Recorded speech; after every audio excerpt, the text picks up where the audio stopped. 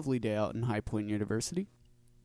George Washington sat on his perch and admired the scenery, as well as the High Point students that passed.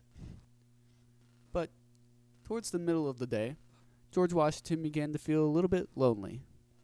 So he decided to make some conversation with his fellow statue friends. "Thomas Jefferson," he said to Thomas Jefferson, "how is the Declaration coming along? Have you signed it yet?"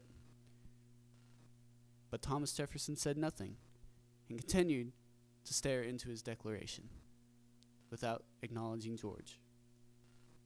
So George turned over to Galileo and said, "Galileo, how are the stars looking today, my friend?" But Galileo still said nothing and continued to stare off into the distance.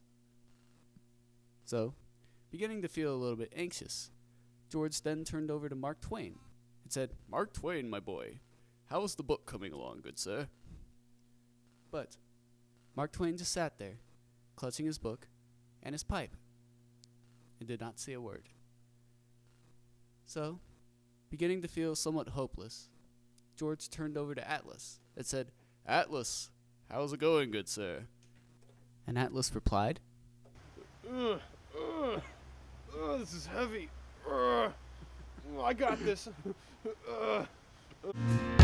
We're just ordinary people, you and me.